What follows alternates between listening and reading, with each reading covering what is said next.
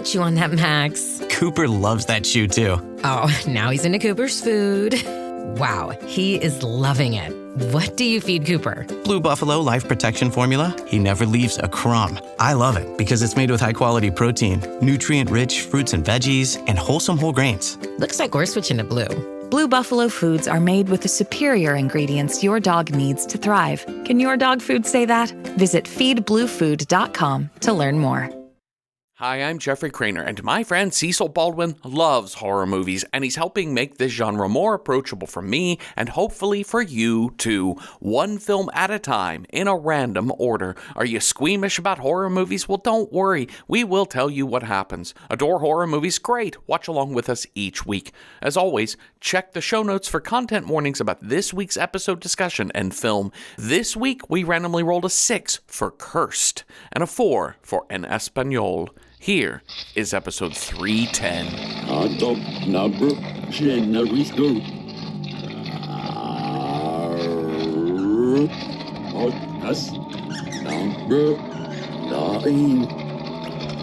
This week on Random Number Generator Horror Podcast number 9, When Evil Lurks, 2023.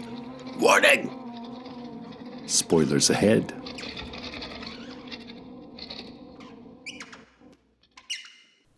I think every horror fan has a subgenre or two that just doesn't do much for them. Like zombies feel a bit played out for some people. Vampires might be too basic for others. I know some just don't want to watch a guy with a knife hunting down kids in the woods. All fair.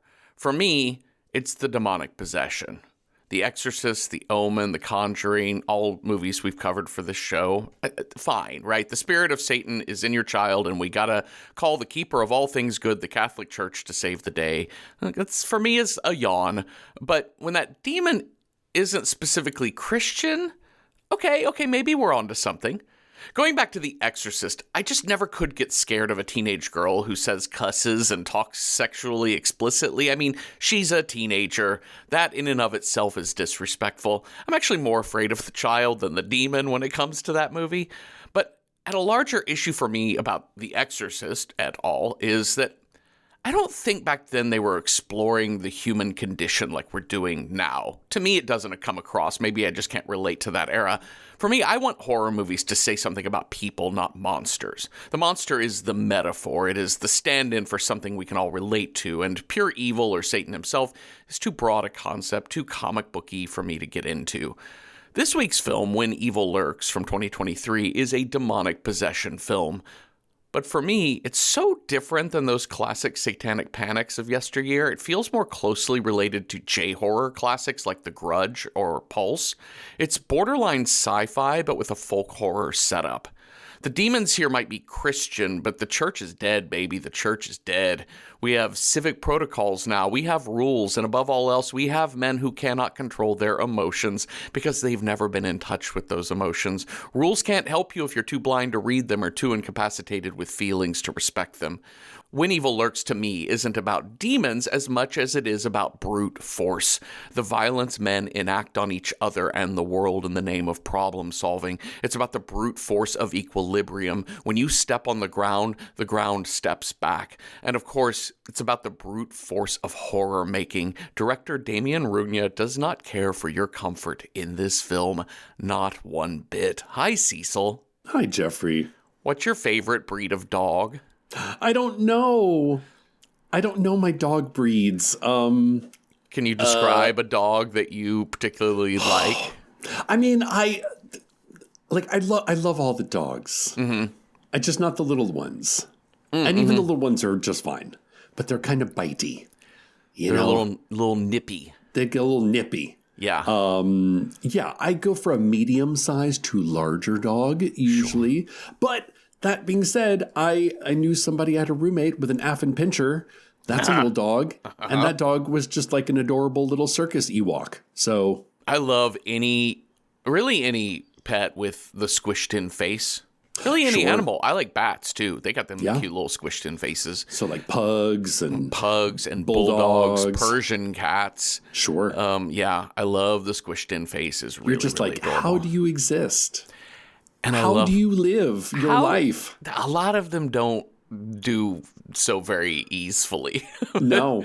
But I also love a big slobbery skin folds sort of dog. Oh, sure. So in this movie, we have the Doge de Bordeaux, which I think it's the same dog as Turner and Hooch. Oh, okay, sure. I think that's the same dog. This one looks meatier than Hooch does. Yeah, pretty thick. Yeah. That dog is cute. I'll take that dog. That dog is so cute. And in this movie, a little nippy. Like, he definitely bites a little bit. Maybe not great with kids. Maybe needs a little, just be warned, maybe like a doggy gate around your kid. This is a movie that I became aware of because we had started listening to the podcast Uy Que Horror, Yes. which does Latin horror films. And and they were so enamored with When Evil Lurks. If you want to go look that up, they use the Spanish title, which is Cuando acecha la maldad, on their podcast for it. But it's very funny because I think co-host Johnny on that show started with, hey, whatever you're doing, we're going to spoil this movie, just like me and you will, Cecil. Yeah. He's like, just pause the podcast and go watch it. And I just thought to myself, oh no, absolutely. If you are a listener of our podcast and you need a little preparation before going to see a horror movie, I will not recommend that you just jump right in if you have I think you qualms about should. horror. Just make sure you record all of your reactions to You'll every be second. Fine. I gotta say, I saw this movie with a group of people that were so getting the movie started was like the enshittification of the streaming era. Yeah. In that, like, it was playing on a service. We started what we all, how it's like trying to get 5 people to decide on a movie. We finally decided on this movie. And the subtitles didn't work. And we're like, oh no. Does anybody here know Spanish and can translate this entire movie for us word for word as we watch it? No. Okay. We tried it on 2 different streaming platforms. And we could not get English subtitles. Wow. Until finally, like, somebody had to log into something, and then we finally watched it. And I gotta say, even with the bumpy start and the chatty, like people get chatty during movies, which is my least favorite thing, this movie shut them the fuck up. He doesn't really ease you into it either. It's not like that it opens with a big scream, but he opens with just late at night, and then we hear gunshots, distant gunshots, and we are in a rural area, and our brothers Pedro and Jimmy, Cain and Abel, Pedro and Jimmy wake up, and they immediately go into like a fast talking conversation about what was that, and he, and Pedro's like, that's definitely not a poacher. They don't have to shoot that much. They're, aim and fire once. That's a revolver, not a rifle. You can tell the shots were 1, 2, 3, pause, 1, 2. And they're on their way to go investigate.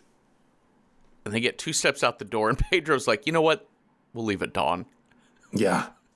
It has a Coen Brothers kind of feel sometimes. Yeah. Like No Country for Old Men, Blood Simple. Mm-hmm. Like, you're on, look, you're just following a little trail of breadcrumbs. Yeah. And by the time you're 10 steps out the door, you realize the place you just left no longer exists. You cannot go home again. And the world that you have walked out into is not the world you thought you were entering. Yeah. So halfway through this movie, they're like, oh yeah, the church is dead. The downfall of humanity. Oh yeah, these zombies have been around for a while. Oh, we even have a little nursery rhyme. You're like, what? That nursery rhyme has no melody. No, whatsoever. It doesn't. It's 2030. You don't even know what year it is. And it's really interesting because so Damien Rugna, who did Terrified, which we covered for the show a while back. Which was sort of his haunted house jam. And these 2 movies feel related in that the demon feels similar. It almost feels like we have a Damien Rugna cinematic universe here. I love it. But which is great. But this is 6 years removed. So this is a 2023 film. This was shot during early shooting and stuff was kind of in COVID, like post-lockdown. And so it does have an interesting feel to it, wherein this movie starts after shit has already hit the fan. Yeah, yeah. Terrified starts in a normal world where shit starts getting crazy. Yeah. And so there does have a feeling of, like, as you just said, like, you step out your door, you turn around, your house is gone.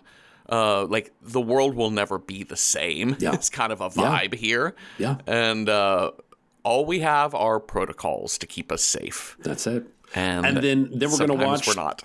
Yeah, Pedro and Jimmy just ignore those protocols one after another. Yeah, absolutely. Because, they're having emotions.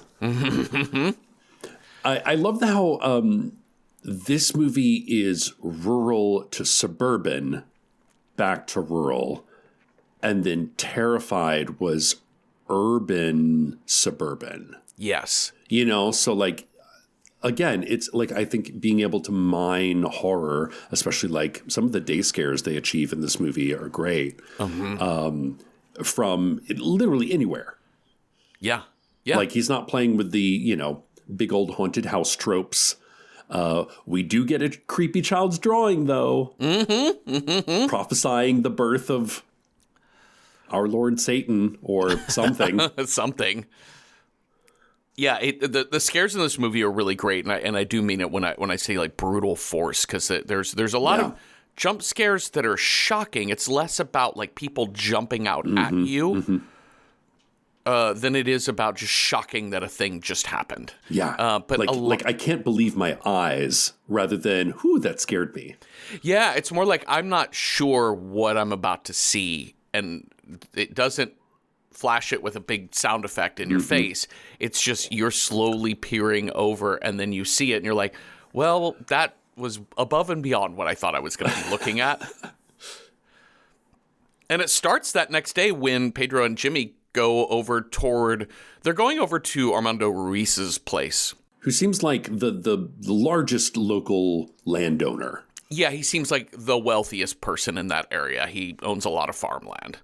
Anyways, well, they come across some fingers. Well, some fingers, and like it's a close up. So I'm like, oh no, we're gonna pan out and see a dead body. No, we're gonna pan out and see this is half a hand. Just fingers.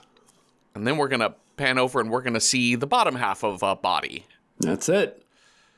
And then what looks like some sort of like, what is this instrument? I wrote down, I just called it throughout my notes, the steampunk telescope. Steampunk telescope, yes. Yeah. They're like, I need to measure your thetans. Yep. 1700 style. I seem to remember something about this in Terrified as well, like that there is like these devices and instruments that the demon scientists sort of use, the spirit scientists have. So it's sort of interesting, like it kind of takes like these ancient, what we would call now pseudosciences of like alchemy and astrology it's very like and whatever else. Nostradamus. Yeah. But it makes them like hyper scientific, which I think is fun. Sure. I think it's a cool element. And also this like beautiful leather bound notebook that they find. I know, it's so pretty. Really lovely, like a nice little like bronze latch, a little brass latch. But I also love the fact that this steampunk telescope, Demon Hunter, K-pop Demon Hunter, legit never works the entire film. We never really get it set up, do we? This shit is more complicated than the game Mousetrap. Don't lose a piece, because you're not going to be killing any demons anytime soon. Yeah. It never works. No. Never. No. Chekhov's steampunk telescope does not end up firing in Act 3. Misfires. Well, there's a lot of discussion about like what killed this person. I like that Jimmy is sitting there being like, maybe it was a puma. I know that there was like a mountain lion sort of thing on the loose. And he's like, Jimmy, like, okay, there's like half a human in front of you. Yeah. And so they realize from the maps that he had been to or was on his way to Maria Elena's house. That's it. Because he's got, whoever is dead has got like a photocopy of her driver's license. Yes. So at least he knows somebody in the neighborhood. So they go visit Maria Elena. The dogs, they bring their dogs with them. Their dogs are going a little nutso. Yeah. And Maria Elena is there with her son, Eduardo. Mm-hmm. And this conversation, like the way the dialogue is just like, you know what? I'm not even going to like apologize for the logic of this film. I'm just going to tell it to you and you're going to have to figure it out as we go. Because they're like, hey, we heard gunshots. Also, we found stuff where this guy who was killed was someone you were expecting. Yeah. And she's like, oh, yeah, he's the so-and-so who has to come kill my son Uriel. They're like, oh, the necromancer. The local necromancer is coming to visit? Yeah, well, okay, tell us more. And we go in to see Uriel. Oh, Uriel. The bloat, Cecil. The bloat on this poor boy. Did you ever see Sin City? I did, like in the theater. I don't remember it super well. It kind of reminds me of that. Like it has that sort of I think it was it Elijah Wood? I don't know. Somebody looked horrible in that movie. I remember them being very yellow, and they look like a bull. Oh, yeah. I was thinking even more so. I was thinking about Gluttony from Seven. Absolutely. Yeah. Like you wonder what this person even looked like. You don't even know what they looked like before they got the bloat. No. And based on Eduardo's age, I sort of assume he can't be much older than 20s. You know what I mean? Like late 20s. Like Eduardo looks young 20-ish. That I assume that they're brothers, that they're within 10 years of each other. That, and like, Maria Elena she could be grandmother age, though. Yeah, that's true. That is true. But this man is just like a thumb with a wart. A pussy wart. You know, she's like, this is my fault, honestly. We knew he was possessed, but I just thought I was saying prayers for him. I thought, lighting a candle and saying a prayer. Yeah. And Pedro is like, churches are dead, lady. Churches are dead. Come on. Which is like the first sign that we're in an alternate timeline. Yes. Or in a more sci-fi, horror. In that way, it feels like a sequel to Terrified. Yeah.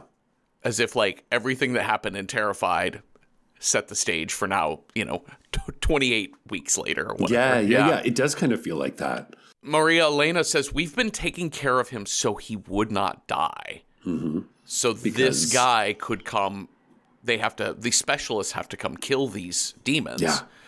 There's like a special tool you have to use to kill them. And you're like, how long ago was that? She was like, a year. A year? You've been sitting with this dude in your house for a year?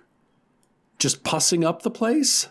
So they go report it to the police. The police want nothing to do with it or them.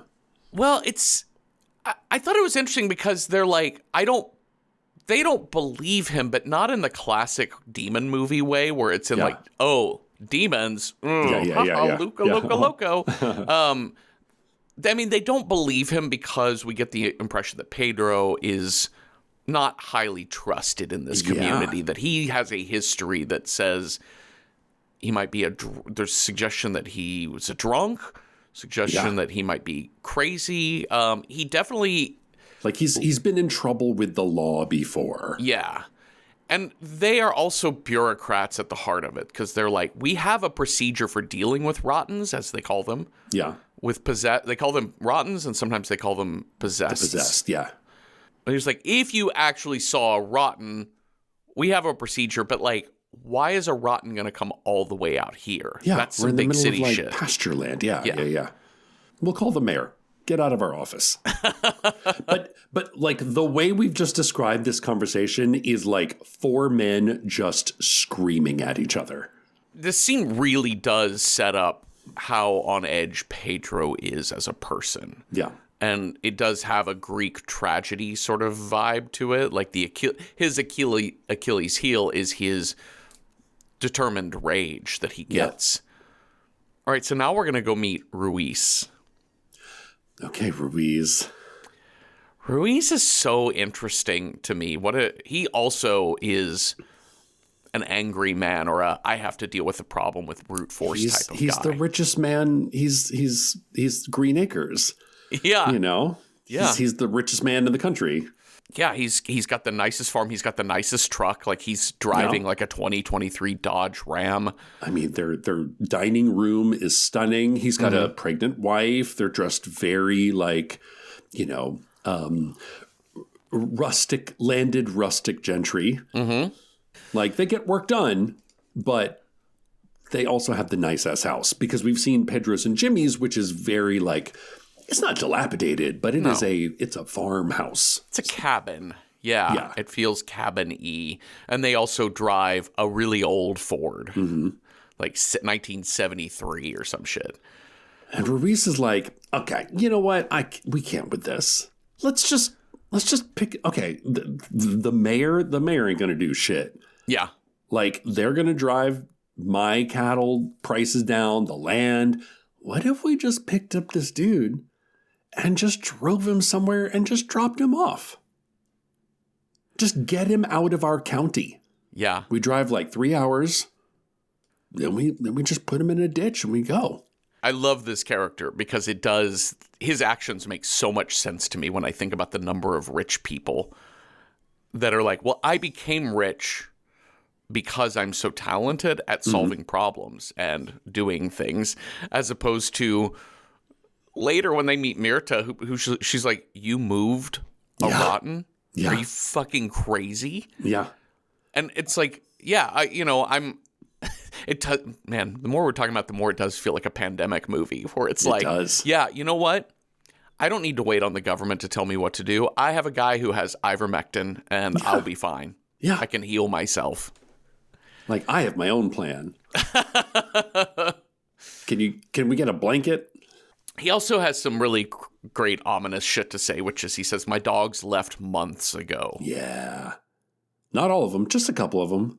Just most of them. First they make the animals go crazy, then they make the deceased go crazy. Yeah. He also says he thinks this whole thing... Man, I'm sorry, I take back my whole intro. This is a movie about the pandemic. He says this was a government setup because the state wants to take my land. Yeah, oh yes, this is all about you. Yeah. It's all for you.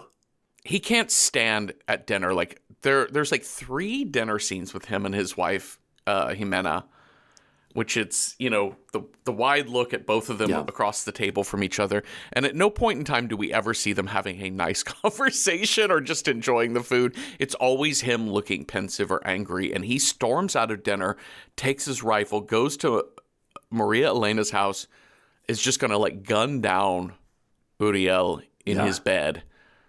And Uriel says, kill me, Ruiz, you coward. So then I can be reborn in your little, the child in your woman's in your body. In your wife's body. I will move to Jimena's belly and possess the life growing inside of her. You'll be the first I visit when I am released. Oh dear. I love that the possessed have this like, I dare you to. Yeah. They actually try to incite the violence. Because it's so much, like talking about the sort of the classic Catholic possession. Mm-hmm. Beelzebub and like all these, whatever legion is occupying our body du jour. Yeah. They literally, with tooth and nail, do not want to leave. They they'll do anything to get you to like, they just want to camp out. Yeah. And squat. But this demon is very comfortable in its nomadic form. Yeah. As a matter of fact, it probably does way more damage because it's not like, oh, I found a pure and innocent young person, I'm going to defile her. Yeah. Oh, what a travesty against God. Uh-huh. This one's like, no, goat, dog, little girl, old man. Yep. Pregnant lady, middle-aged man. 7-year-old girl, I don't give a fuck. All right, so he doesn't end up shooting Uriel, and it's the next day. Pedro's like, dude, we just got to leave town. And Ruiz is like, no, we're going to take this guy out of our town. I'm not leaving here. He's leaving. And there's a long and comically disgusting sequence where they have to get this very God, large man out into a truck. Like the thought about like touching him is one, disgusting, but two, I think it's Pedro. It's either Pedro or Jimmy that says like, don't use the gun, don't use the. So like, yeah, these guys have an inkling of what the rules are. Yeah, everyone knows the rules. I don't think they know all of the rules. They don't always remember the rules, but they know that there are certain rules and they hang on to a few. Yeah. So the fact that they're just like, I don't know, if we just hold our nose, yeah, we'll be fine. Uh-huh. Well, they they get on the road. They throw him in the back of this truck, and they are driving like 300 kilometers out of town. They're like, let's do another 100 kilometers. Yeah, just farther the better. They get one jump scare as they almost fucking run down a kid on a bike. I know this kid's like, fuck you. Fuck you. And they swerve to miss him, keep driving, and then they get to where they're going. They find a ditch that they're going to leave Uriel in, and they open the back gate of that covered bed, and there is no body. Nobody. I think it's funny they even put a truck cover. They even put a cover over it. And you can see that like the outside of the truck is all like yellow slimed. Uh-huh. So it's not like he bounced out. No. Like he fucking escaped. Yeah, he absolutely did. But these guys are like yelling at each other like, whose fault is this? It's your fault. It's my It's like, no, you lost him. Yeah, yeah. It's only 20 minutes back. Yeah, he, I'm guessing, just flipped himself out of the back of the truck when they stopped for that kid. Well, Ruiz they start talking about going back to get the body, and Ruiz is like, you know what? We went well beyond 300 kilometers. Yeah. Done and dusted. Far enough for me. Let's go home. Easy peasy. I think my favorite scene, I think like the creepiest, coolest scare in this movie is the goat scene. The goat scene. Because it's a couple of things. It's like the horror trope of a person in a crowd staring at you. Yeah. Which we saw in La Llorona. Yeah. But also somebody pointing at something saying that is the That evil. thing is wrong. And you're like, what thing? Yeah, and then it just shows you a normal scene, and you're like, what? What am I looking for? What am I looking for? They're like, that thing is evil. And you're like, what thing? There's like 30 things. And then like also the fact that it's like the shot of the farmer, and then there's goat horns coming up behind him. Yes. That's really good. Physically is impossible. Well, the whole thing is Jimena is outside, and she is by the goat paddock, and she is screaming for Ruiz and pointing into just this big herd or whatever they're called of goats, being like, that one is the evil one. And we see the goats, and we can see a couple of them looking our way, but we're like, which one? Yeah, they all look And normal. then we start really focusing on the one with the red tag on his ear. And I'm like, that one seems to be the one. Does Ruiz like shoots in the air? Well, what he eventually does, he grabs his rifle, fires in the air. All of the goats run except one just stays and keeps staring. And that's a fucking brilliant depiction of let's find the evil goat. That's Black Peter.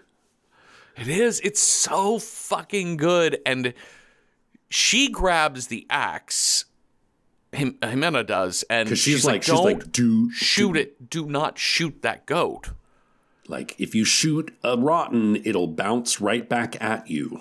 You will condemn us. And he won't put the gun down, and that goat walks right up and presses its forehead to the gun barrel. Girl, the audacity. And I fucking love it because he's so tense and he won't put the gun down. He cannot bring himself to let go of the gun.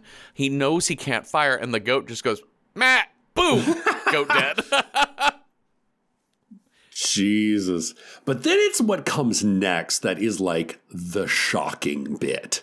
It's 3 beats. It's goat mouth, bah. Beat 2, goat face, blood explosion. Yeah. Beat 3, it's boom, boom, boom. And beat 3 is his face, and an axe just comes right through the middle of it. And then beat 4 is her kneeling on the ground with an axe facing toward herself, just axing her face in a lazy, lackadaisical sort of manner until the job is done and she falls the fuck over. I think like beat for beat, like this one scene taken out like as a short film. This is like if I were teaching, if I was Professor Andy Scahill. Yeah. Like this is, it'd be like, okay, let's analyze this. Like, because I think this is the sort of microcosm of, and this movie goes far beyond, like it goes some wild and wacky places, but this one scene to me is very typical of what 2020's horror is right now.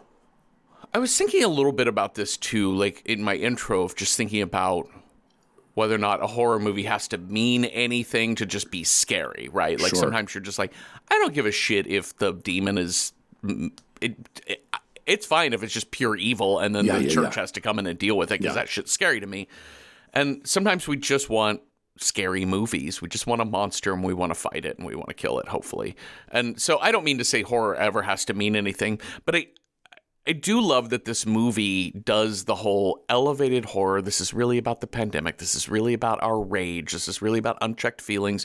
This is really about what it means for the children of the future. But also, I'm not going to let up, and it's going to be scary as shit. And not just scary that, like, I was just thinking about, like, how scary Barbarian is, but Barbarian has a monster, but ultimately you get to the end, you're like, the scariness of Barbarian is that people themselves are frightening. And in this movie, I'm like, no, just this director is frightening. Yes. And that's what's really amazing. Well, it's interesting. I would, if I would have paired this movie with anything other than Terrified, I would pair it with Eddington. I have not watched Eddington yet. It's like misinformation jumping from body to body to body to body. People's inability to agree on the grass is green, the sky is blue. They can't fucking do that. It's very of a pandemic. It's about that time when misinformation is jumping around, and it has this kind of, like we were saying before, that it's not a jump scare. It's you're like, what am I looking at? No, what am I actually looking at? Why did that happen?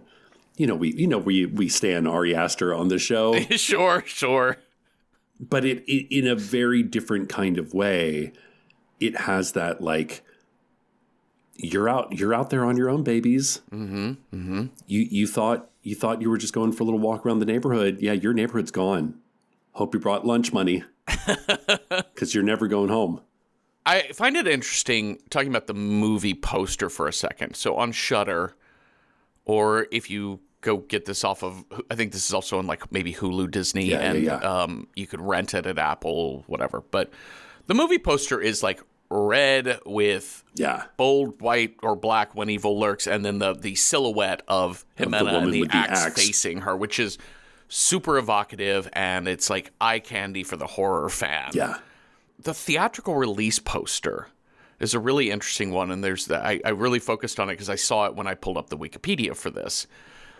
And it has a much more like biblical looking sort of vibe to it. It's much more like not quite photorealistic, kind of like digitally altered photo of two men back turned facing a thunderstorm cloud over like a wheat field, and coming down from the dark cloud is a finger like God's hand on the Sistine Chapel touching the earth. And so when evil lurks, of like the hand of God has touched our land. And I find that really fascinating because it's sort of, I don't think it's suggesting God is the evil. I think it's suggesting that the God, whatever we're going to call that being or set of beings, God is the good and the evil. Yeah. Okay. Ruiz and Jimena, sadly, they're done. Back at Pedro and Jimmy's that night, Eduardo, Maria Elena's son, shows up. Oh, now listen. You know something is up because Jimmy's just sitting by the fireplace and the shadows start getting kind of weird. Yeah. And then there's a knock on the door. Uh-huh. And it's poor, like, Jair he's so innocent. He's so Not Jair, innocent. Eduardo. Oh, sorry, Eduardo. He's so baby-faced.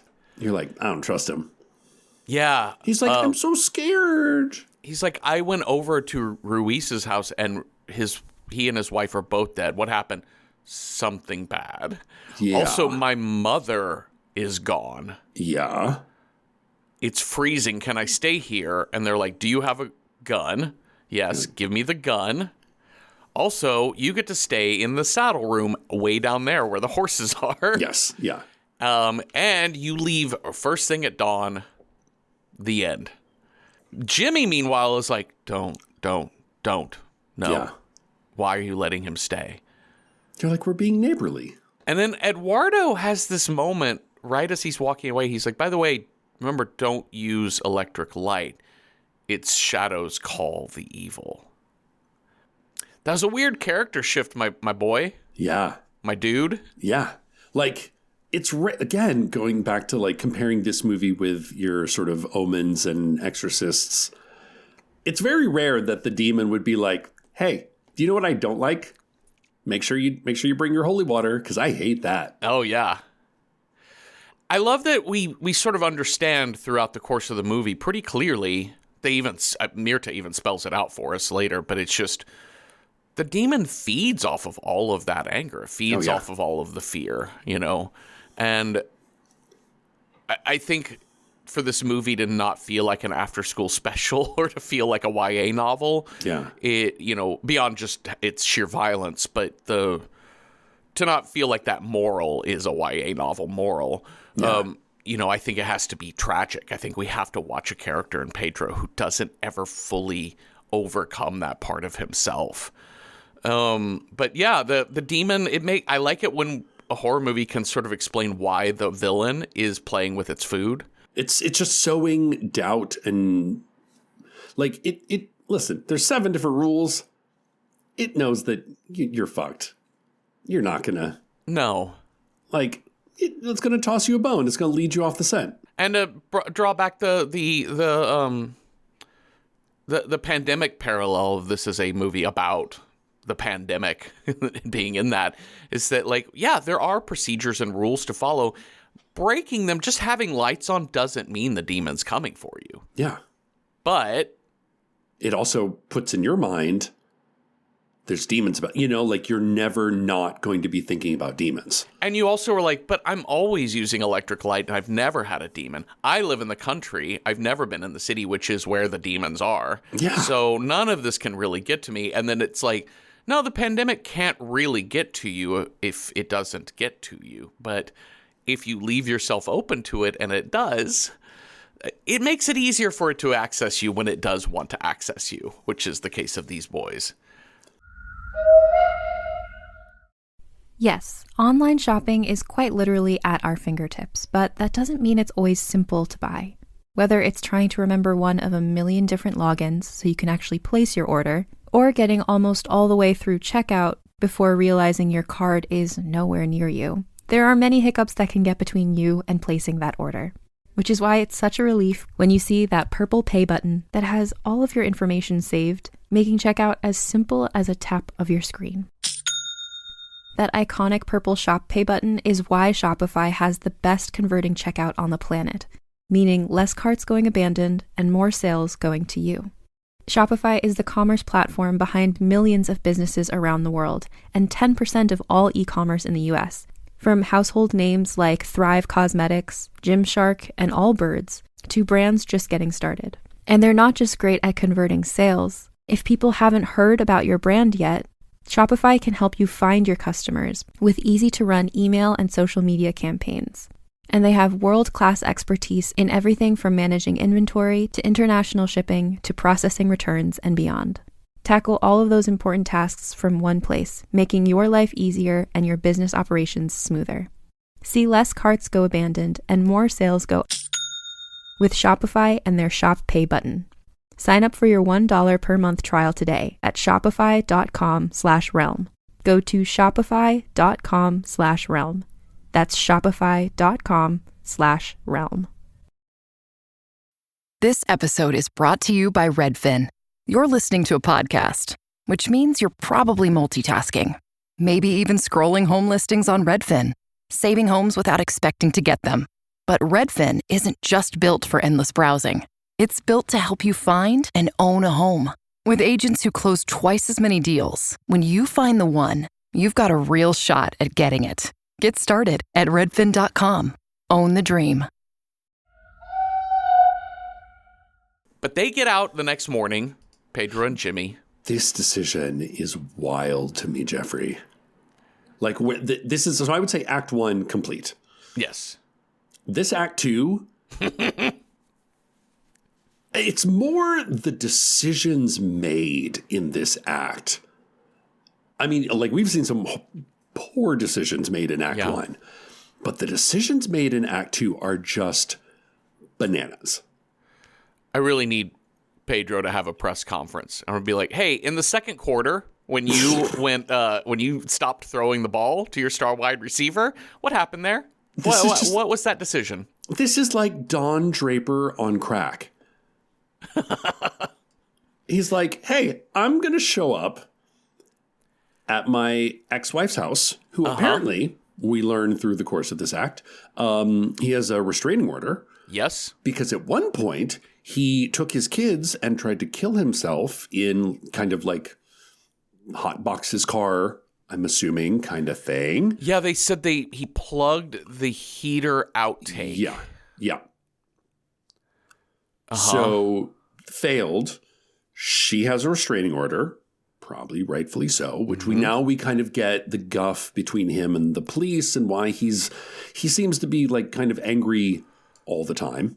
Yes. But he walks in the door, his wife's new husband, Leo, is like, what the fuck are you doing here? And he just strips down naked. He's like, you got to burn all my clothes. Where are my kids? He's a little like the priest in The Omen, trying to explain to Gregory Peck what's going on. It's like, I need you to just dial it down just a little bit. You're at a 10, and I would like to start at a 2. I would like the chain lock not to be no. Yeah. Like, how did you gain entry into this house? Never mind the fact that it's like you've got evil all over you. Yes. You're going to drive your ass into another family. You're another family's house to do this, to do the contamination. Yeah. Do you have Michael Caine's The Swarm contamination level protocol? Because you could have changed clothes, burned all those clothes that you were when you were driving around and shit. Febreze the inside of your truck, whatever you need to do. But the second that dog starts sniffing at his clothes, you're like, oh no, that dog is evil. That dog got grudged. You got grudged. That dog got grudged. And now you're just waiting because that's the thing is like watching animals in movies, especially horror movies, is animals just behave. And we just relay whatever anthropomorphic human whatever on top of them. We're like, oh, they look happy or sad but mostly animals are just like, I'm just sitting here until somebody off screen tells me to move. And it's kind of with the goat scene, there's nothing about this dog that says evil until it behaves evil. Mm-hmm. And even then, nothing about the dog's, if you just watch the dog and you pretend like that's not a little girl in its mouth. Yeah. It's just doing dog fun things. It's also like, compare that to like the Doberman in the Omen. That's like, Dominus Sanctus Dominus. And it's like a crazy shot of the dog. And, like, this is not that. The dog's just like family photo time. When I love that in this movie, too, so while all of the adults are arguing and fighting, he is wanting to so there's 3 kids in this house. Yes. There is the teenager, Jair, who has like level 3 autism. Yeah. And then you have the young boy Santino, who is also, those two boys are the sons of Pedro. Sabrina and Pedro, who Pedro has a restraining order. And then there's young Vicky, who is the daughter of Sabrina and her new husband, Leo. Yeah.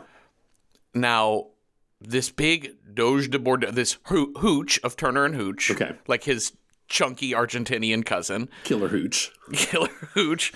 But everything about this dog is always sweet-faced, and there's a moment where we keep seeing Vicky just like playing with the, petting the dog and kind of dancing around it, and the dog never has it never goes full Cujo, right? It never gets the growl. It never growls. It never does. It just turns quickly to Vicky and just chomps her head and runs into the dining room, and then ragdolls her like dogs do with stuffed animals. And what's even crazier is that Santino witnesses all of this while the adults are screaming and arguing about protocols and who said what to who and I need the keys. So we're watching the fear in this child's eye.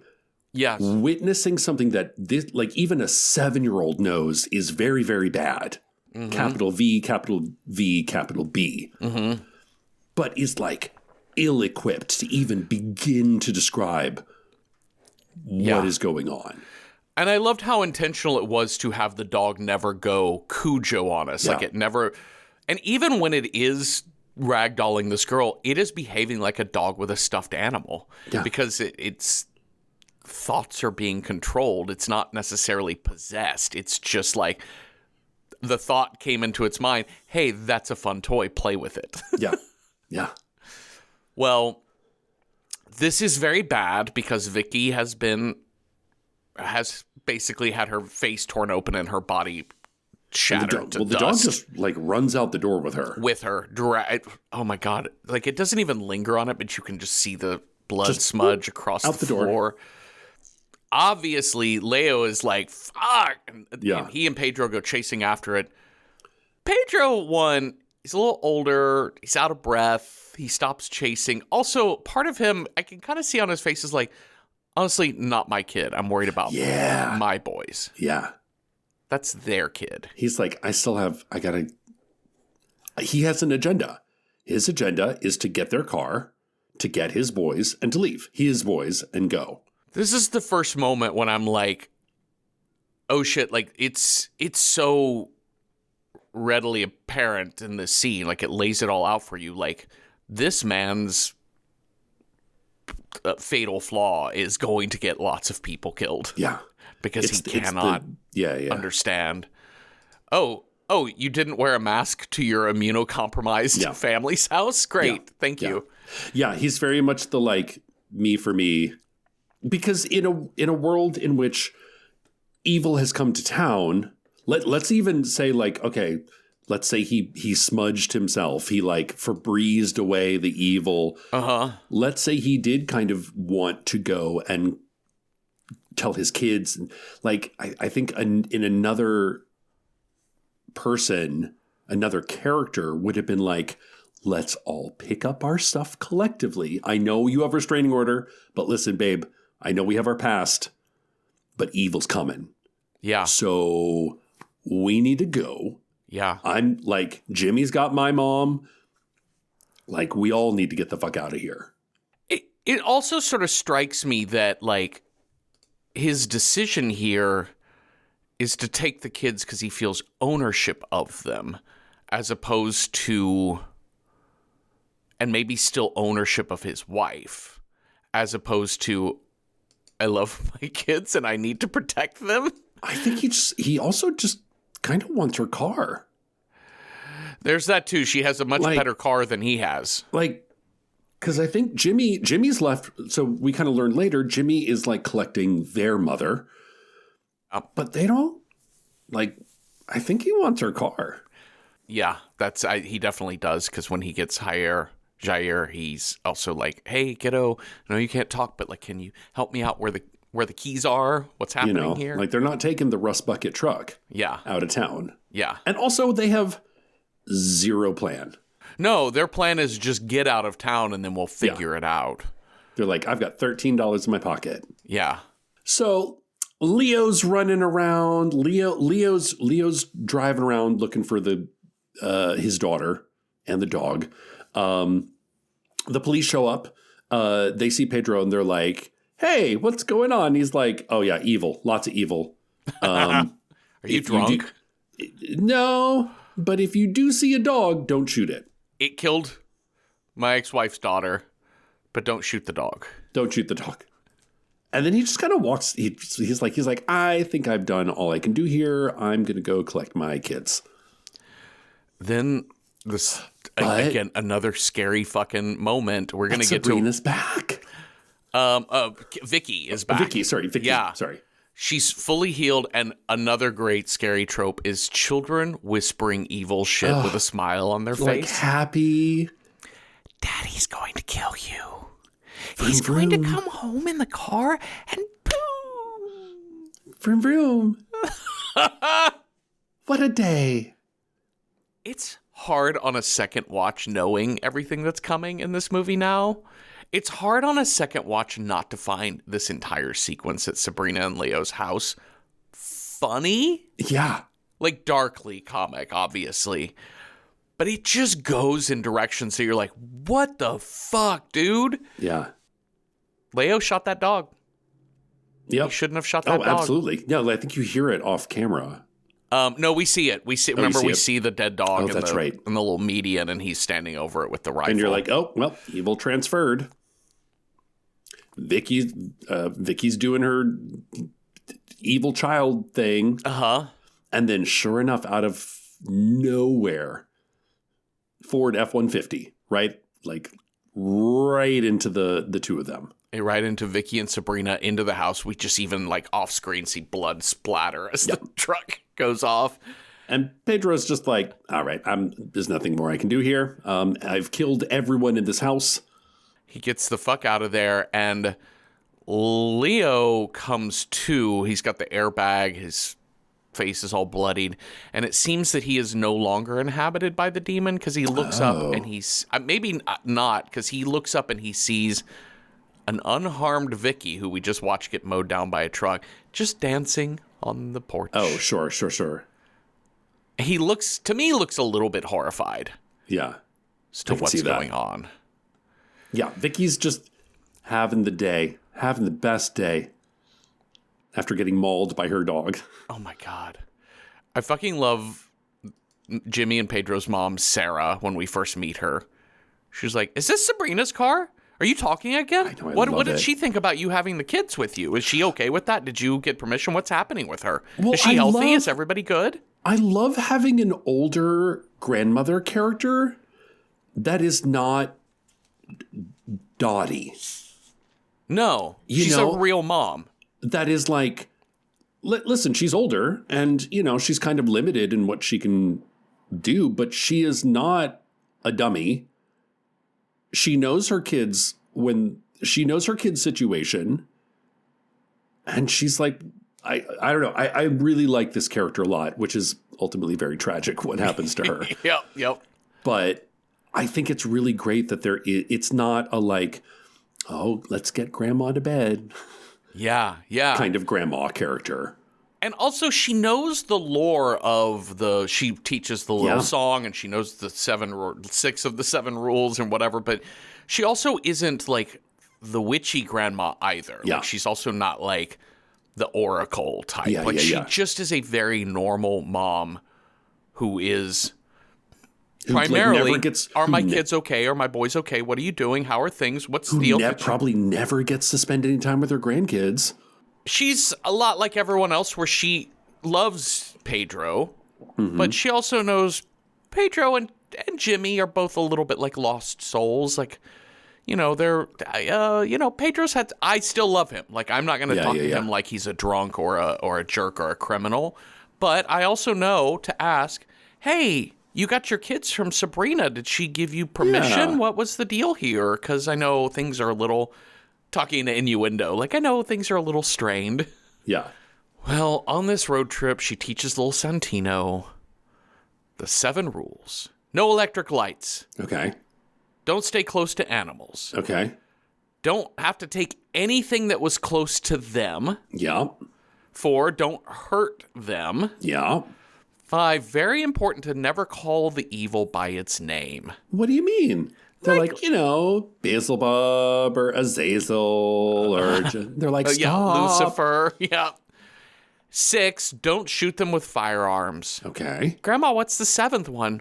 Oh, I think I did 7. And Jimmy's like, the last was probably just don't forget the rules. It's don't talk about Fight Club. Yes, don't talk about Fight Club. Again, with Pedro cannot control his, it's not just rage, it's like panic. Like, he's so wound tight. Yeah. And one of the ways he got Jair to sort of cooperate to get out of the house was to promise him apple ice cream. Yeah. Which I'm like, I've never had apple ice cream. That apple ice cream looks smooth and delicious. It does look smooth and delicious. I don't know that if I love the blood and hair chunks in it, but to each their own. Depends on the creamery you go to. I'm more of a mint chocolate chip if you're going to put something in my ice cream. Put some, pretzel bites or something. Yeah. You don't need teeth and hair. I'm a Cherry Garcia guy. Yeah. But he doesn't have the money to buy the ice cream. He's like 50 cents short. And also it seems like it's a Sunday. They're in the middle of fucking nowhere. And he is panicked. He's having a darn near panic attack. This is like Kramer versus Kramer level of I only have the kids 2 days a week. Mm-hmm. I forgot. I don't know how to parent. Yeah, because part of his issue is that he doesn't know how to just relax and let things be. Because really Jair's already in the car. What's happening is he's moaning over and over, and it's annoying. Yeah. Obviously, when he's and they're getting louder, but also it's not like he's having a heart attack. Yeah. He's just groaning. He's upset. Yeah. Kids get upset. Well, and also Mother, it continues to talk. Also, did you notice Jair he picks up on that word. I think he picks up on Azazel. Azrael? Azrael. Uh-huh. You're like, oh, uh-oh. Yeah, stop saying that word. Oh, that's not good. Which is kind of like... when the nonverbal kid starts getting verbal, things are shifting. Well, it's very similar to when Eduardo showed up at their house the previous night. And right before that happened, when they still had their electric lights on, it's Jimmy that looks up and sees the taxidermy. Yeah, the antler shadows. Yeah, deer head, and the antler shadows start growing. Yeah. And that's a little bit like this here, because there is some question about with a kid who's level 3 autistic who can't, for the most part, communicate verbally. Yeah, you're like, how would you know the evil is in him? Yeah. Well, there are signs, apparently. Yeah, so it begs the question of whether or not he is... whether or not he is a rotten, not a rotten, but a possessed. But Jimmy, Abel, Cain is so angry, and Abel's a little sensitive, and Abel has an ex-girlfriend who might be able to help us out of a jam. Yeah, and she's closer to the city. She's more in the suburbs, the exurbs. She has money. She can lend us money. She knows a thing or two about this. And so they go to Mirta's house. Fucking love Mirta. I mean... I wish Mirta was going to be more of the hero of this film. Yeah. But Pedro kind of thwarts that. Yeah, really. She does her best. But you also get the feeling it's like she's the old priest.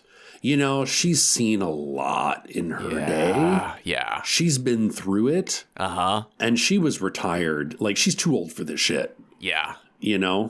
She's our Danny Glover. She's our... Is that Murtaugh? She's our Max von Sydow. Yeah.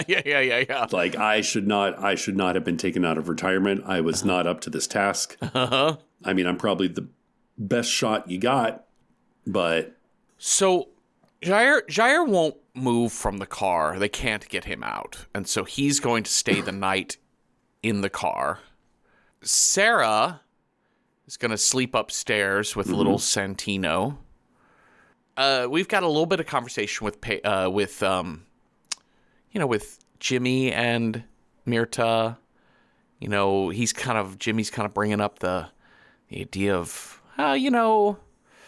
found a rotten, we think. She's like, well, you would know if you found one. You would definitely know. Well, you could tell. And he's really reluctant to tell her exactly that's what it is. And he was like, I'm pretty sure of all of it. She's like, babies that don't cry, shadows that move on their own. And he definitely saw a shadow that moved on its own. And he's like, yeah, And then she says, is that your brother that plugged the heater outtake in his home? Yeah. And he says, that's a lie his wife told so she could keep the children. Oh. Is it? Is it, Jimmy? Is it? This is sounding like Death of a Salesman up in here. I love this way in which we sort of see how people will... it's like a refusal to move on to something, like that life is changing. Yeah. And it's like accepting that things have changed, accepting that you saw a rotten, which means it's not just that you saw a bad thing, it's that you saw a sign that the world will never be the same for you and for lots of people.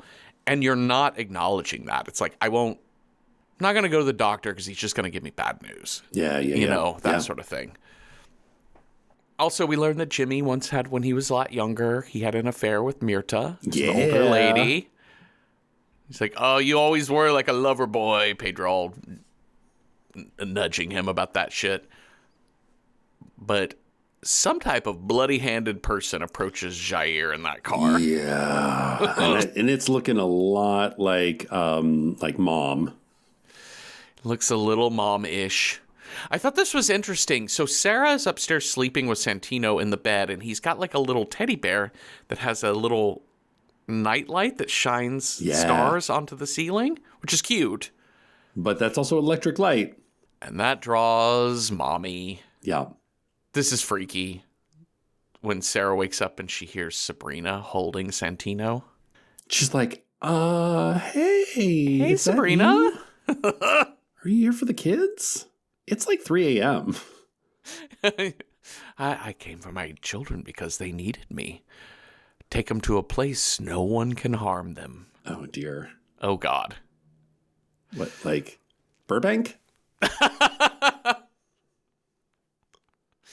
All right, so all kinds of chaos now because Pedro's in the car sleeping with Jair. He gets out because Jimmy comes to wake him up. Hey, Sarah's freaking out about something. So then we learn that Sabrina's got Santino. We watch her just leap out of the second floor window with him. And then when they race downstairs, she is not there.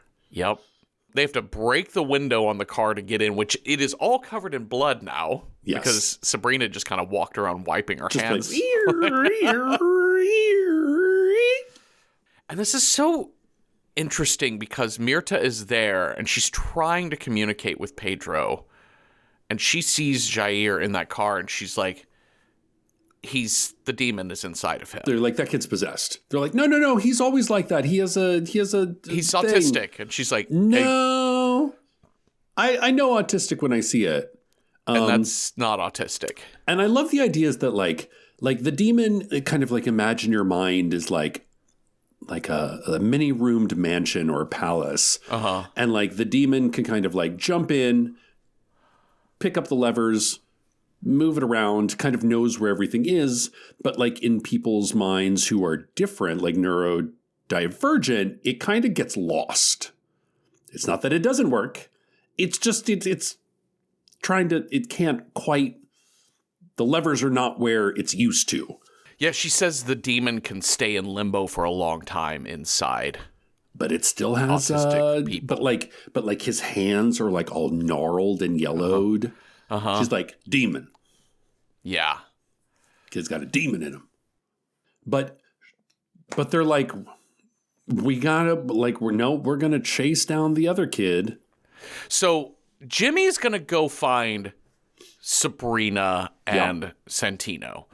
And in Pedro's truck, he's going to take Myrta and her giant case of steampunk instruments, steampunk and telescope. They're going to go find real. Uriel. They're gonna, and like, we're gonna go back to the originator of all this. And she says, hey, so, we got to find the rotten and kill it so that the demon can't be born. Oh, this is interesting. Because and Sarah kind of explained it earlier, that the possessed inhabit a host so that they can then spread themselves out. And yeah, kind of like spores. Or even a virus. It needs a thing that it can replicate itself. But eventually it is working to, like, be reborn. Yes. Oh, and did we see Jair's convenient drawing of, like, little small black people in black stick drawings, and then a single figure in a red drawing with the sun coming up? They're like, oh, he's got his little drawing there. What if that's right after he starts, the only word he says is the name of a demon. Yep. I wonder if that has anything to do with anything. Who even knows? Well, Myrta kind of knows, but she's, she understands that the demon wants to be, it wants children. Children are, for whatever reason, are the easiest to inhabit. The line. Evil loves children, and children love evil. I was like, girl, that is some screen writing. The other bit that I like is you're like, they pull up to this school and they're like, the evil's inside, but it's not born yet. And Pedro's like, how do you know? They're like, well, when evil is born into the world, it eats the world. And the first thing it eats is nature. So the sounds of birds, the sounds of insects. And I'm like, I love atmosphere, like things that we take for granted, being humans on a planet. But we still share the planet with these things. And if evil is born into the world, it's not just going to affect us who have an esoteric understanding of the world. It's also like the birds and the bees and the plants and the animals. Yeah, yeah. More ominous stuff, too, because they go to this old schoolhouse. And Myrta also points out, along with the sounds of the birds and whatever else, but she points out she can't see the lights from the nearby town. She says, which means they've activated the protocol. Which is kind of back where Leo and, Suburbia. No lights. Pedro keeps using flashlights. She's like, no lights, you fucking dumbass. Like, just stop hanging your mask off of your chin and, like, just wear the fucking mask, asshole. Just go with me for a bit. But he cannot. Like, he's so maddening. And they get up to the school. They get up to this fucking school, and there are just kids sitting in an empty, dark class staring at the front of the room. Just ashen-faced, hollow-eyed children staring at nothing at 3 o'clock in the morning.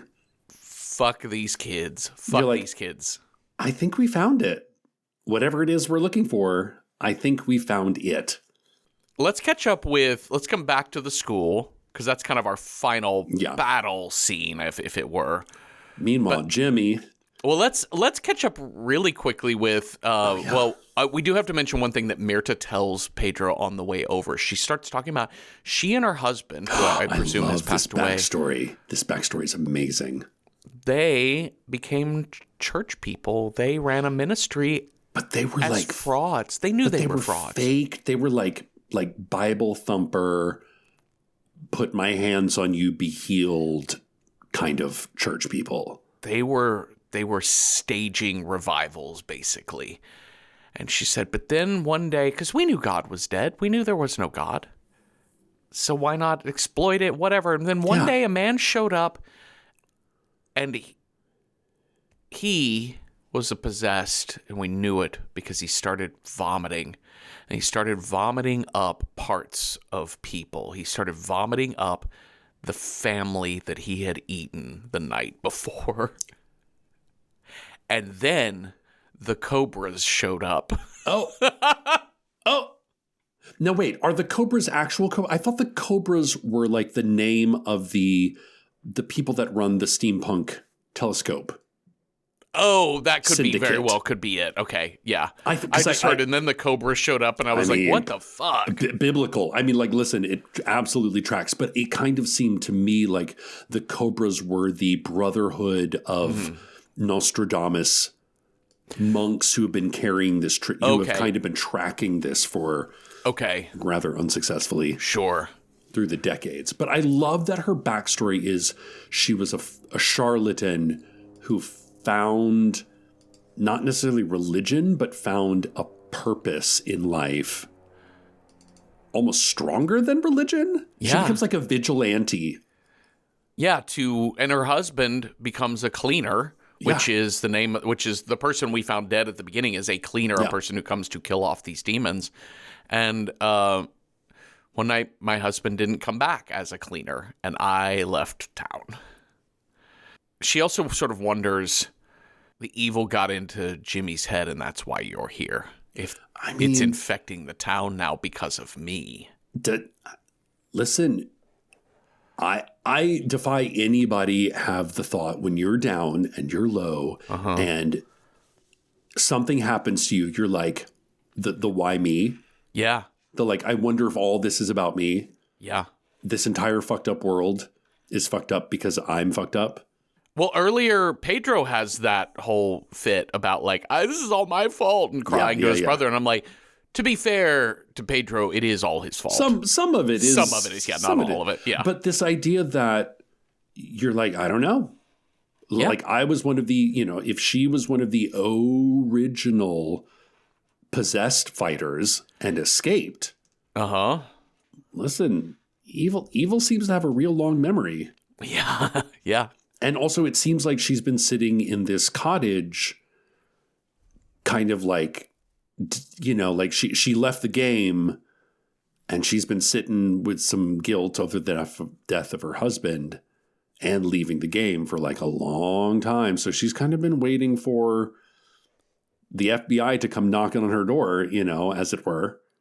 It's not an illogical question to ask oneself. No, it's not.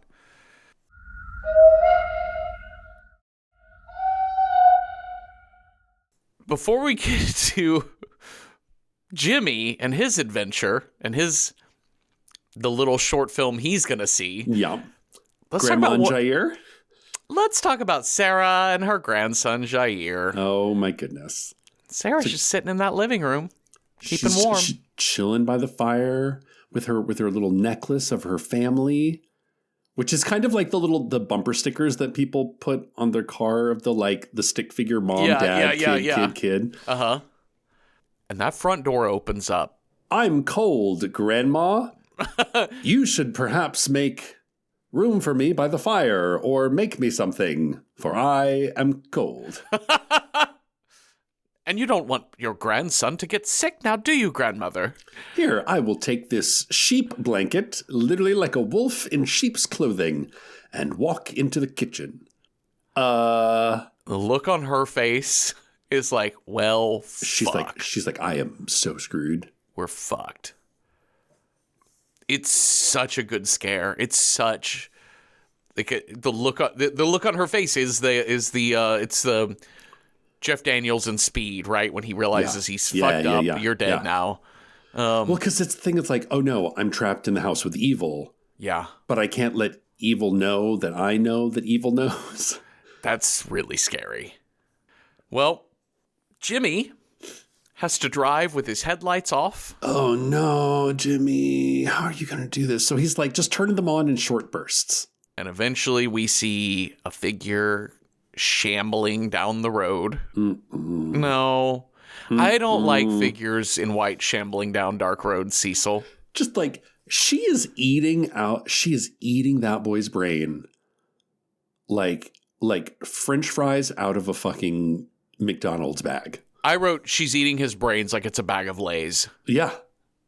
He gets right up on her and she is carrying her child. His head is torn open and she is just reaching her whole fist into the top of his cranium and pulling out just globs of glob. Girl dinner. Oh. But then what Jimmy decides to do is bananas. He can't control it. He can't. It's like he's so, like, because he's the sensitive one, and he just can't let this stand. So I guess there is, like, it's not that this movie has a sentimental heart. This movie has a pretty jaded heart, but has sentimental characters. Yeah. Because Jimmy decides, you know what? I'm just going to run at this lady going 70 miles an hour and run her into a tree. Oh, I'm in the car as well? Oh, shit. I didn't think about that. And also, he knows better than to harm or kill the possessed. Yeah. He knows better. Like, none of these people can leave well enough alone. I feel like if we watched a movie where they were doing a version of like Roadhouse and they had to be bouncers, you could see where they would be really kind to certain people, and then other people they would be really great at taking care of because they respond with anger and physicality. These guys might be really good corrupt cops in a movie or something. I don't know, but they cannot handle a demon that wants them to be this way. Yeah. The demon is literally like, I dare you. Oh, you flew off the handle. Yep. Great. And it's a very steer into the skids sort of thing, whereas Grandma realizes that, like you said, the only hope for survival is to pretend like it's not here. You cannot play battle. Cool. Yeah. And that's so scary when you have to play dead for the bear and it's like sniffing around your neck. All Yeah. Yeah. Well, because the whole thing is like, you can't fear death. Like it lives. Again, some like great writing. If you're afraid of a hole, the demon will put a hole underneath you. Yeah. So if you fear your child being taken away by your ex-wife, that is what's going to happen. Oof. And that is what happened. Man. Oh my God. This is me, like, the demon's going to put me in an MRI machine and then drop me from the top of a building as tarantulas eat my face. Oh, God. Just, there you go. There's your triumvirate of fears. Goodbye. Meanwhile, back at the school, it's nearing sunrise, and we get the feeling that, like, we're on a time crunch here. We're putting a clock on it. Myrta's like, okay, we need to find that body. We need to do it quick, but also not too quick. So walk, don't run, but walk. She keeps telling him, stop rushing. Do not run. And he keeps fucking running. God damn it, Pedro. Like, he's like just fucking bear in a kitchen. And she's like, I have mise en place that I have set up. Yeah. Meanwhile, these kids are trying, like... Love these kids. Hey, little girl, have you perhaps seen, I don't know, a 300-pound pussy thumb of a human? They're like, I don't know. Oh, yes, we did see someone like that. He's at my house. They're like, they're just trying to get you out of here. Don't believe the lies. But look, she's so sweet and innocent. She's crying. She's really upset. She's really trying to help us. Also, they're seeing a lot of, like, all the kids have what looks to be like chalk or some sort of dust on their feet. And then, they were kind of roaming around in the school auditorium. There's like little creepy white children handprints all over the cloth. And I'm like, well, if we like ignore the misdirects from these evil children, let's look at the clues. Yeah, Mr. Policeman, I gave you all the clues. He's really good at the chaos scenes because we saw a really great chaotic scene earlier with the dog, Roger, attacking Vicky. In which like the characters are concerned about something very... They're being twisted around and not looking at what's right in front of them. And here we've got... Myrta has her whole like steampunk telescope set up. She knows what she has to do, and she's trying to get Pedro just calmly and coolly dig up that floor and get his body out. He's like, it's too heavy, I can't lift him. And this is all at a like heightened argumentative state that Pedro can get into. And that one little girl, she's like, I'll help. And he's like, great. She's like, no, you stay over there. Right? She's like, there's an axe over in the administrative office. She's like, don't go get that axe. He's like, I'm going to go get that axe. Oh, my God. Pedro. And the second he goes in there, he's like, wait, there's no axe in here. And that door is locked. And they have smashed in Myrta's head. They're dragging her. Can I just correct your syntax? You said they have smashed in her head. They are continually smashing in her head. Like dragging and smashing. Drag or smash. Smash or pass. But it's just Pedro. But just Pedro's like, are you serious? The demon child? You think that's the one that is going to help you? And then he's so like, well, I got tricked again. Like he doesn't even. It doesn't. This is why I kind of wonder. Like, would this movie work in a non-Latin American, non-machismo, like less machismo? If you tone the machismo of the Latin American down, would it, or would just Pedro seem unhinged? No, because I know this man. Like I know this man. Like this man partially is a little bit me, but also I've seen men who fully just barrel through, behave this way, and I think I can't imagine the number of, just speaking of straight people here, but I can't imagine the number of women who watch this movie, regardless of what country they're from, being like, "Oh, I needed a content warning for that guy." For that guy.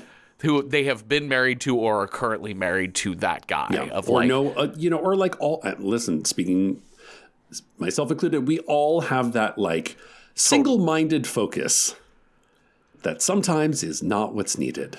Yes. Yeah. But it's the impact, like it starts with Ruiz and like Ruiz kind of like barrel chesting his way into the situation. Mm-hmm. And it just continues through the very end where we've got Myrta, who's literally the voice of experience, having to remind Pedro, like, don't run. Yeah. Like, with quickness, but controlledness, get the job done. I'm doing my job over here. You do your job over there. Because she needs to, like, she has, like, some long dagger-looking thing that has to go into a very specific point in the nape of the neck of, and they get it almost there. They kind of unbury him. Yeah. They get his head pulled up. She's like, you don't have to get his whole body. I just need the nape of the neck. But yeah, those darn kids. I love that all of this is in the school, and the way she talks to Pedro, Myrta talks to Pedro, is almost like a teacher that's like, I can't raise my voice. Yeah. I can't shout. I can't grab. I am using my teacher voice in order to explain to you how this can work, so evil is not born unto this world and we all are cursed forever. Yeah. All right, Miss Rachel? Yeah. Yep. So he just, upon seeing her getting dragged and smashed, he's just kind of over done. And over. He's kind of done, and then from Uriel comes comes a candied apple? Yes, a child is born unto the world covered in candy apple goo. Yeah.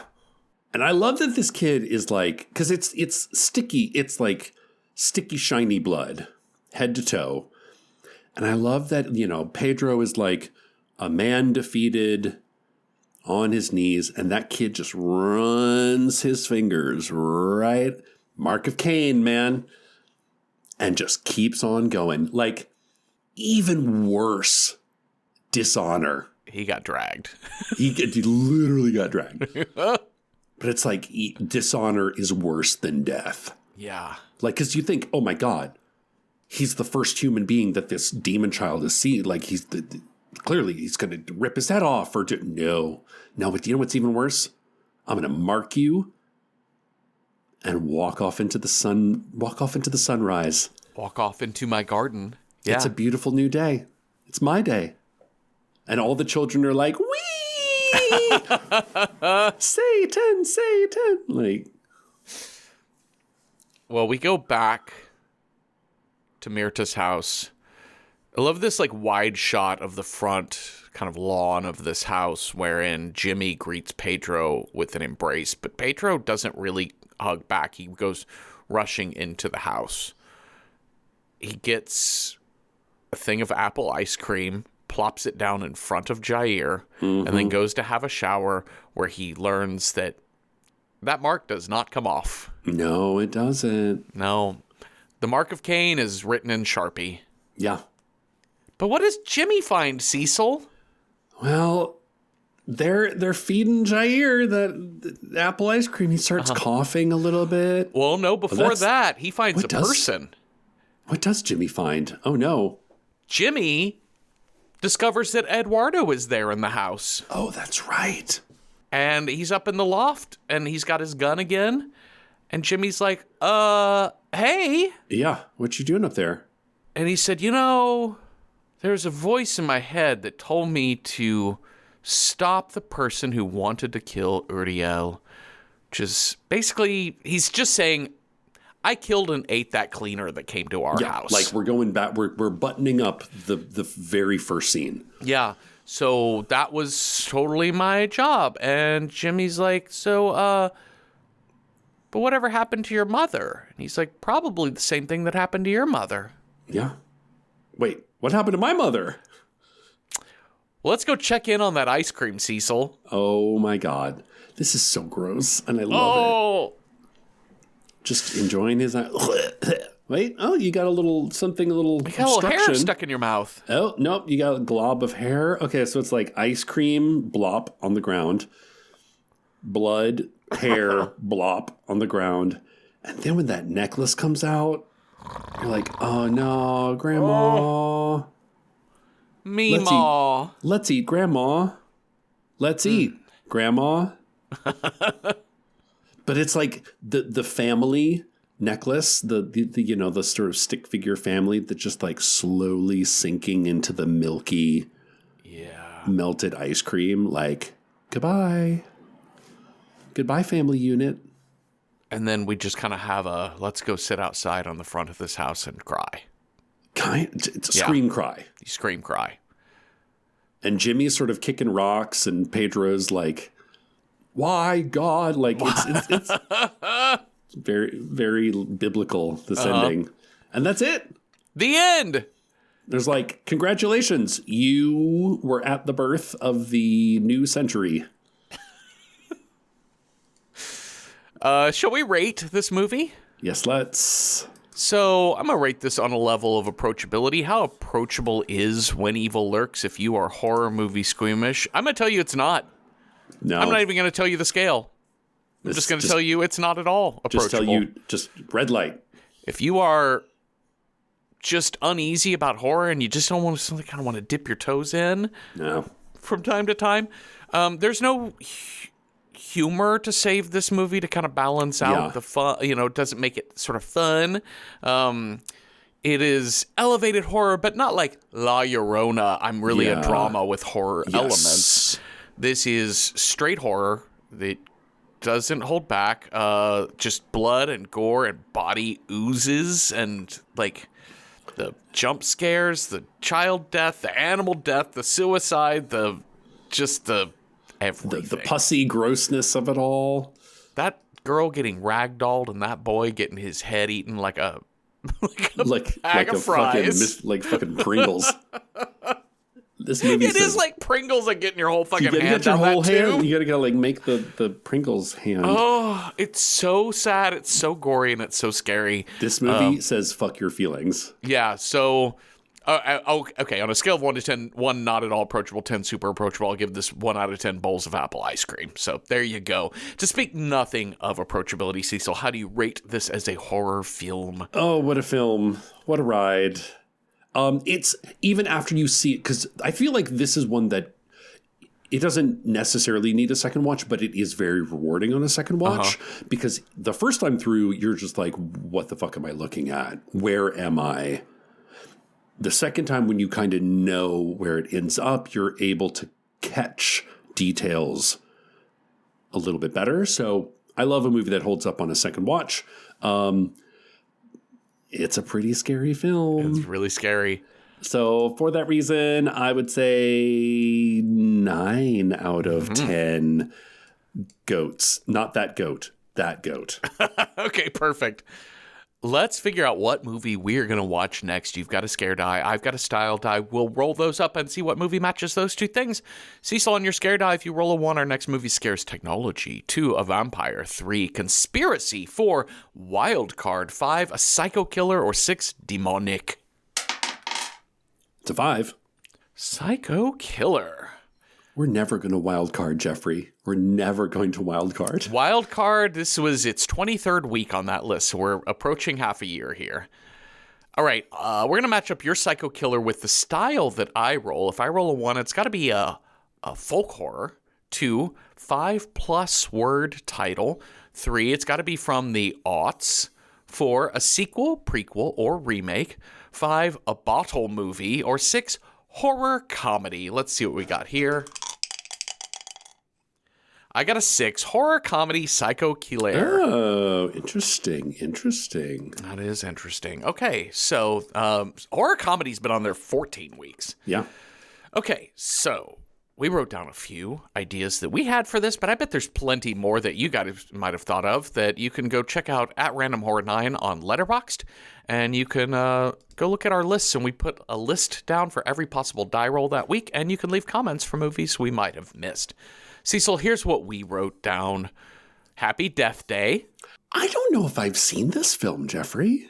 I have. I watched it on an airplane. It's a great airplane horror movie. I feel like maybe I did, but I retained nothing. So I'm going to say I've never seen this movie.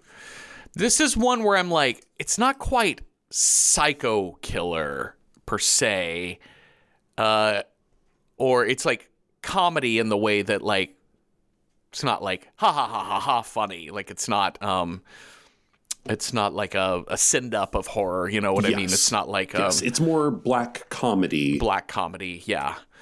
But I will say it's one of those horror movies that it's really hard to wedge into anything we have on the die because it's so unique. Sure, which I love that. Another dark comedy is Freaky, which is Freaky Friday. But what if Freaky Friday, but with a serial killer? Yep. I haven't seen this one either, but people seem to like this movie. Yeah, I tend to not tilt toward Vince Vaughn movies, but I hear this one is very good, very fun.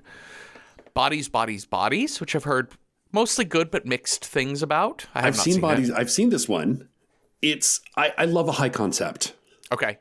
And it is definitely that. So similar to, I mean, actually Happy Death Day and Freaky are both kind of high concept movies a little bit. Like high okay, concept. Great. Gotcha. We have the classic of all like horror meta comedies, which is Scream. Oh yeah. Like ultimately, any of them really, but the first one for sure has got some zingers in it. Then a couple that are a little off the beaten path for me. One is not the TV show, but the movie Severance. I remember, I think I watched this when it came out. This is a little bit older. This is 2006. And I remember thinking like, oh, what a fun independent film.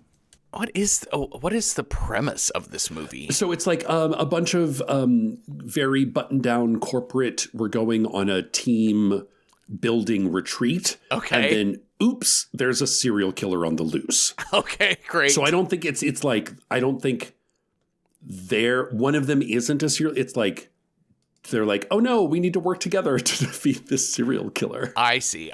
Okay, that sounds kind of fun. In kind of a commentary on early 2000s corporate team building retreats. Yeah, there's got to be, we have to make fun of the word synergy at some point in time in there, right? Very much that.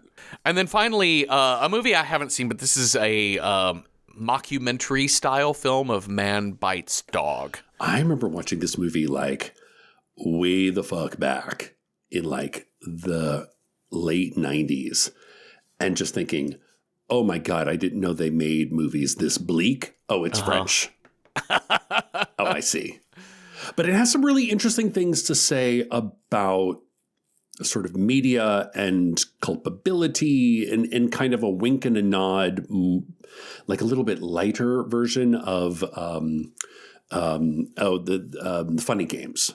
Right. You know, the like, why are you, like when the characters literally turn to the screen and go, why are you watching this? You're part of the problem. Yeah. It has a little touch of that.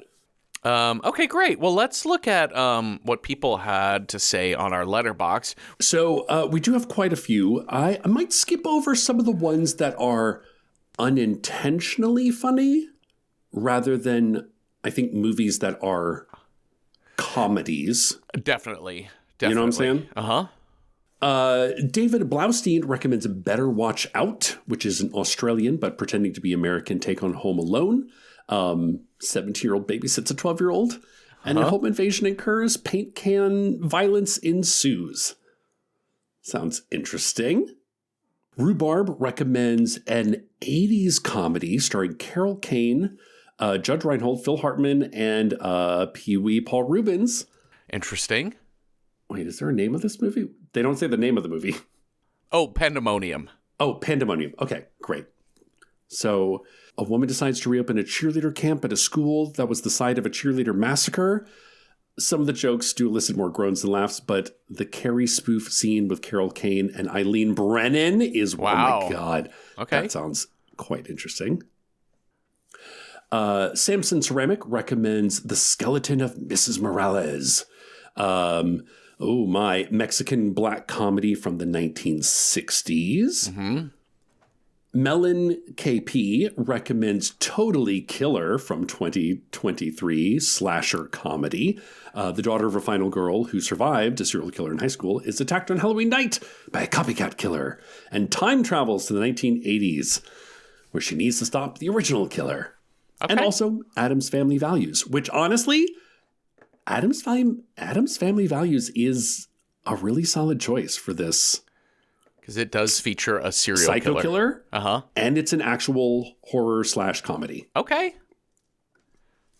One Trick Pony recommends Murder Party from 2007 from the director of Green Room.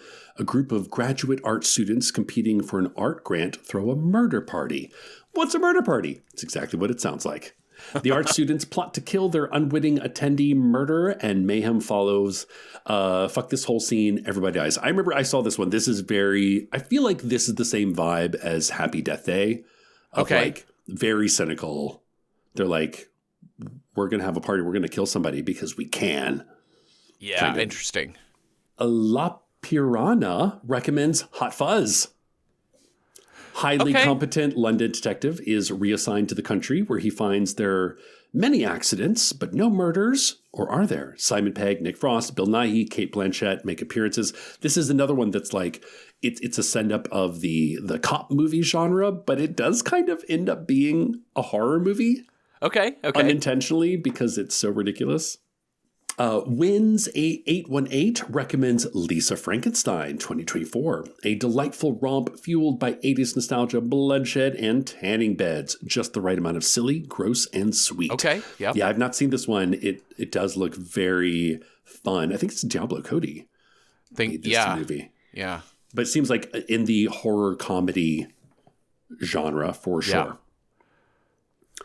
Henry V4 recommends Tragedy Girls from 2017. Two besties who start their own online blog show about real-life tragedies start to kill to boost their fame. Uh-oh. Interesting. Skimbleshanks recommends It's a Wonderful Knife. 2023. This has come up a few times. I haven't checked this movie out yet. It's a Wonderful Life homage, if you will. A teen girl, Winnie, learns that if she had never been born, there would be a lot more slasher murders in her town. Gayer, goofier, and more heartwarming than they expected. Okay, that sounds fun. Monstrum recommends 2001 Maniacs. A group of college kids on spring break decide to take a shortcut through the rural South. But the locals are serving up more than brisket in the Old Town Barbecue. Yeah, this is a remake.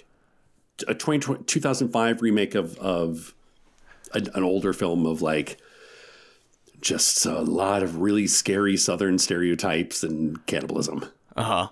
Fifth Hammer recommends a film called Detention 2011 as a killer named Cinderella stalks the student body at the high school in Grizzly Lake. A group of co-eds band together to survive while they're all serving detention. Great. Sounds like The Breakfast Club meets serial killer. King and Commodore recommends Heart Eyes. Two coworkers are forced to have dinner together on Valentine's Day to complete a project. Unfortunately, that makes them targets for the Heart Eyes Killer, who seeks to stop all happily ever afters. Diamond Dogs recommends The Blackening. A group of African-American friends get together at a cabin in the woods only to find themselves hunted by killer with a love for trivia. I know I've seen the preview for this, and it's like all the black horror movie tropes, meta comedy. Katie recommends A Bucket of Blood. We've gotten a couple of recommendations for A Bucket of Blood, 1959. And I think that is it. Great. Is Bucket of Blood is Roger Corman, of course. Yeah. So again, it's like, is it a comedy? Yeah. Is it unintentionally funny? The Of Blood made me think of one more that is Theater of Blood. Yeah. If we were interested in that too. Is Theater of Blood available? It is. Because honestly, I love y'all, but I'd just rather watch Theater of Blood. Because that is definitely a psycho killer. It is definitely a comedy / horror. And it is a classic. But then there's Then we have the horror homework of Scream. Horror homework. Yeah, like Theater of Blood, Scream, even kind of Man Bites Dog. Do we want to go like old school or new school? Because there's so many newer films that are like, I've just not seen. I feel like Happy Death Day. Happy Death Day is one I really want to do for the show, and this is a nice category role for it to land. Heart Eyes seems like a really good one for this. Heart Eyes is a really cool, I haven't seen it yet, but it looks like a really fun, throwback slasher, right? Like, I feel like after all of 20 some odd years of elevated horror in the 21st century, I feel like a lot of filmmakers are like, what if clown and evil in a cornfield, clown in a cornfield, clown in a dream? What if the pendulum has now swung? Like Ari Aster has swung so far to this side. People are like, what if just it's two teenagers running from somebody with heart eyes and they're the heart eyes killer? Yep. Like, so I really appreciate that a lot. But Theater of Blood is definitely on Prime for streaming. I feel like there's so many new horror films. I feel like new horror is the way to go. Like, listen, I love my old school shit. But this feels like a Happy Death Day, freaky, heart eyes, It's a Wonderful Knife. Bodies. Bodies. Even that, there is sort of a psycho killer element to that as well. I'd buy it. But I think there's others that I would bump up the list. So you're leaning toward, we do still have 2000s isn't that recent, but we still have some modern. We just did 2 very modern movies, and our last live stream was 2025. We are watching a lot of new stuff.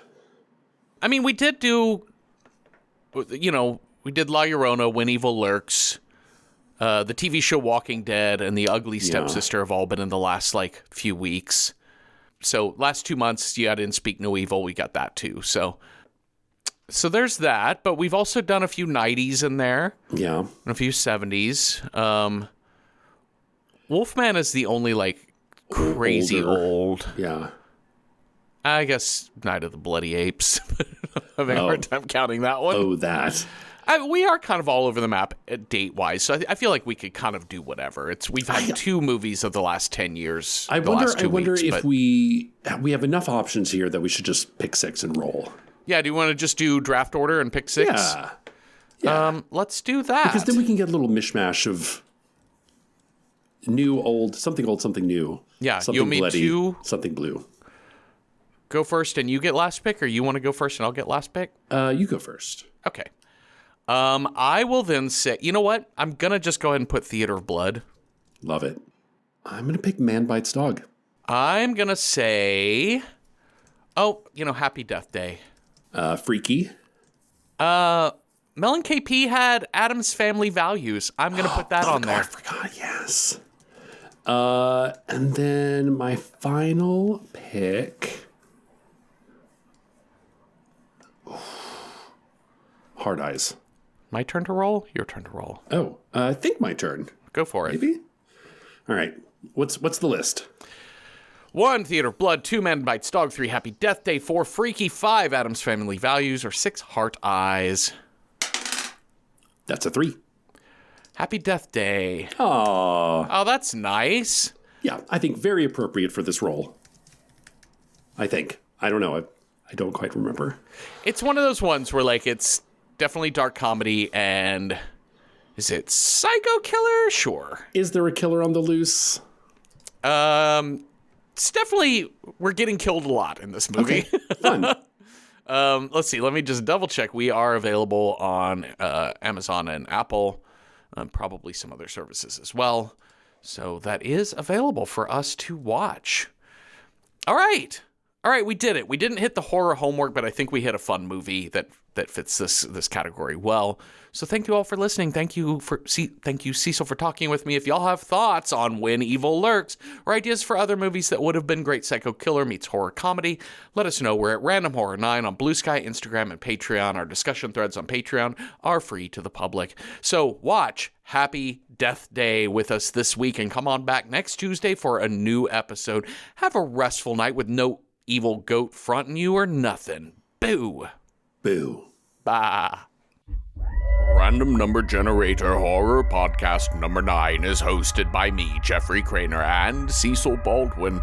Find more of our work on the podcast Welcome to Night Vale. This show is produced by Night Vale Presents. It is edited by me with music by Cecil and logo by David Baldwin. See original artwork for each episode by David on Instagram. Join us for live streams on Patreon. Watch our recording sessions on YouTube. Chat with us on Blue Sky and contribute to our movie selection process on Letterboxd. We're in all of those places at Random Horror 9. Today's scary story. The demon says he's coming for you at dawn. Sorry, you say. Work meeting. How's 3 p.m.? Okay, the demon replies. This message is sponsored by Greenlight. With school out, summer is the perfect time to teach our kids real-world money skills they'll use forever. Greenlight is a debit card and the #1 family finance and safety app used by millions of families, helping kids learn how to save, invest, and spend wisely. Parents can send their kids money and track their spending and saving, while kids build money confidence and skills in fun ways. Start your risk-free Greenlight trial today at greenlight.com/Spotify. That's greenlight.com/Spotify.